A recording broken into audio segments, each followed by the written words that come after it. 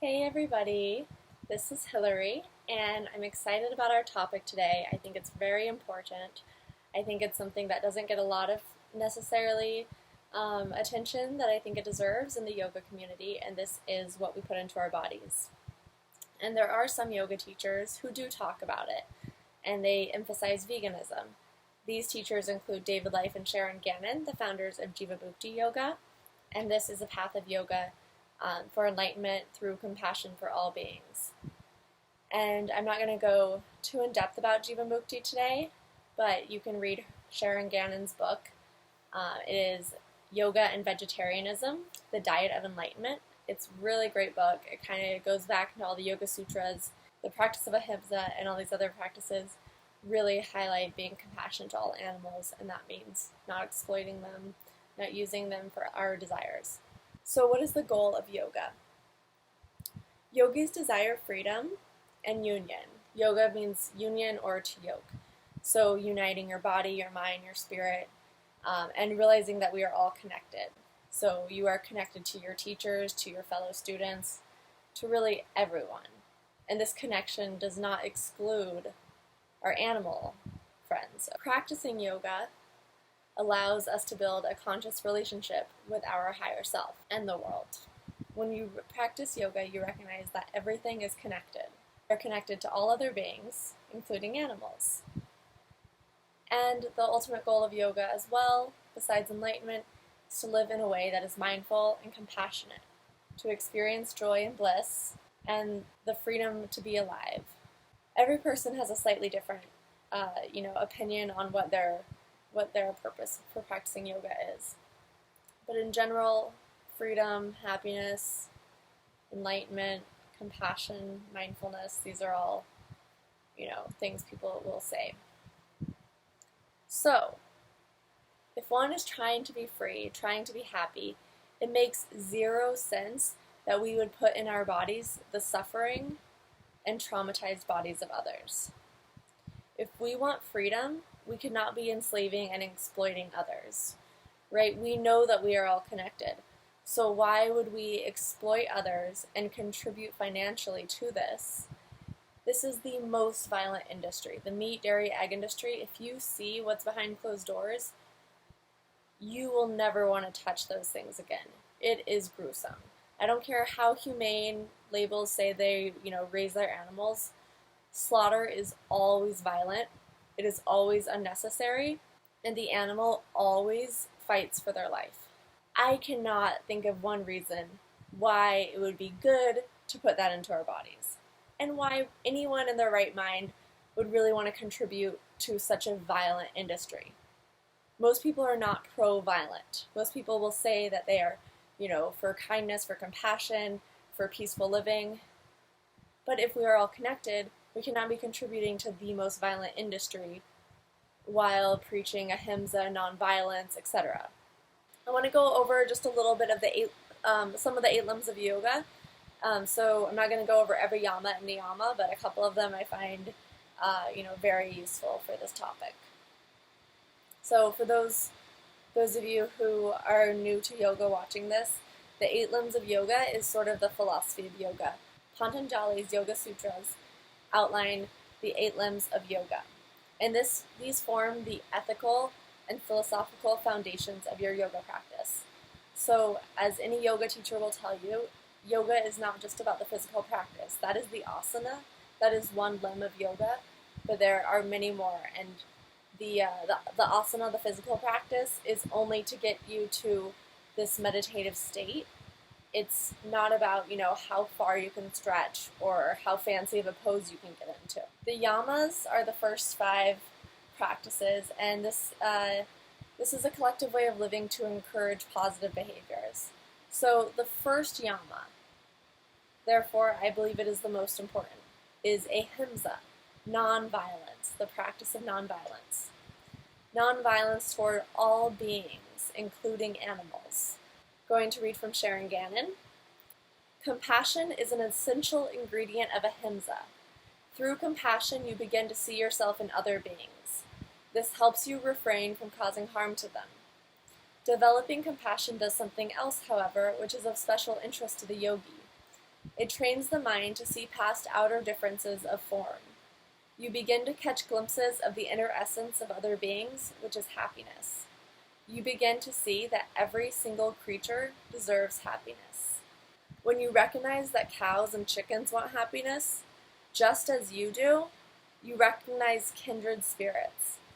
The distinction between you and other beings wears thin as awareness begins to dawn. We cannot change what we have done in the past, and there is no point in feeling guilty about it. What we can do is start living compassionate lives right now. No lasting benefit can ever come from causing harm to another. When we understand the law of karma, what goes around comes around, we realize we cannot torture animals and receive any lasting benefit. Only the foolish would be deluded otherwise. I'm going to read a quote from the Gurus Swami Sivananda and Swami Vishnu Devananda. This is the quintessence of wisdom, not to kill anything. All breathing, existing, living, sentient creatures should not be slain, nor treated with violence, nor abused, nor tormented, nor driven away. That is the pure, unchangeable law. Therefore, cease to injure living things. All living things love their life, desire pleasure, and do not like pain. They dislike any injury to themselves. Everybody is desirous of life, and to every being, their life is very dear. Another yama is satya, which is truthfulness. So truthfulness being true and honest to yourself and in your habits and your convictions. So sticking to what you think is true. So I would say most people, when they meet farmed animals, they see that they truly care about others. They see they do not want to hurt them. When given the option to help or hurt an animal, they choose to help them. So sticking to that conviction of doing the least amount of harm you can do, I think represents satya. And also let's go over, if you accidentally kill an ant when you're walking, that's one thing. You try to do the least amount of harm as possible. So when you can buy something that is an animal product, like cow's milk, or eggs, or, flesh, or you can buy the plant-based alternative, that's making a compassionate choice to buy the plant-based alternative. You don't have control over every single thing you do, like if you accidentally step on a bug or something. But the point is to try to be as compassionate as you can. Try to make choices that help the earth and help the animals the best that you can. Asteya is non-stealing and being generous with your thoughts and actions. From an economic perspective, it costs much more to raise animals and feed them the grains that we could be feeding humans than going directly to the source of eating plants. This is from Pamela Rice's book from 2007, so I'm sure the numbers are slightly different now, but I think it's important. Approximately 800 million people today live with chronic hunger, and 16,000 children die from hunger-related causes every day. Yet the world cycles nearly 43% of all the grain that is harvested through animals to produce meat. To get a feedlot steer to gain a pound, you need 7 pounds of corn. Likewise, additional pounds of pig, chicken, and farm fish will cost you respectively 3.5, 2, and 3 pounds in feed.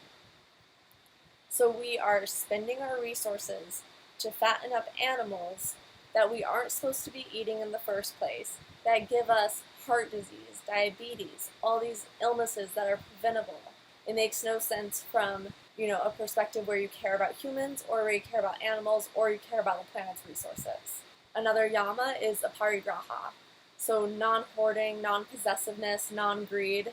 Believing that you have the right to things would be greed. And the meat industry and the dairy industry will have you believe that you have the right to these bodies. You have the right to this flesh. You have the right to forcibly impregnate animals and take their babies. And that's simply everything that is against yoga and, everything that I think that most of us deep down really believe. Peter Singer, author of Animal Liberation, writes, "All the arguments to prove human superiority cannot shatter this hard fact. In suffering, the animals are our equals." So taking their bodies that are not ours, taking their babies that are not ours, I think that veganism is aparigraha in action. You are not taking things that do not belong to you. Next, the second limb of yoga are the niyamas. And these are more personal observations and relate to the actions which you, the individual, are encouraged to do. I'm not going to go over all of these, but I'm going to go over Ishvara Pranidhana. And this is devotion to God or your higher self, and to be constantly aware of the sacredness of life and to hold reverence for all being. This is the highest goal of yoga.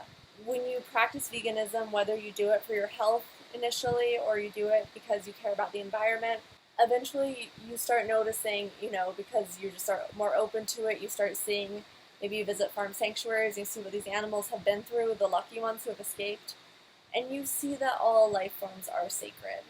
And this is really what this niyama is about, viewing all life as sacred.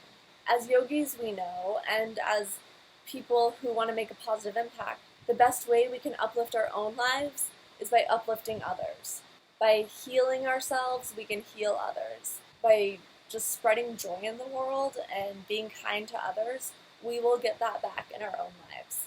I'm going to end with a Sharon Gannon quote that says, "Don't wait for a better world. Start now to create a world of harmony and peace. It is up to you, and it always has been. You may even find the solution at the end of your fork." So I really thank you for watching this. I think it's a super important topic. I think that, animal exploitation and creating a vegan world is the number one thing we can do to help the planet. Otherwise, I wouldn't be talking about it. I think that as yogis and yoga teachers, we can be ambassadors for a better world. We already have people who recognize the connectedness of all beings. We have people who are working to improve themselves and want to help the world. And just to make that connection between what we are contributing to when we go to the grocery store and buy food, what we order at a restaurant, and, these bigger practices of yoga. So thank you for watching, and please, feel free to comment. I'd love to hear other views on this. I think it's important to have as many opinions as possible, and if you agree and you want to spread the word, having more voices to talk about this, I think, is key. Taking steps toward a more sustainable lifestyle is so important. So, whether you start off doing meatless Mondays, or you start substituting your dairy milk for non-dairy milk, taking small changes that will be sustainable in your own life to create a better world, so amazing. And I would love to hear feedback on what you guys are doing to create a kinder world. And I so appreciate you watching this. Please like, share, subscribe for more content, and have a beautiful day. Namaste.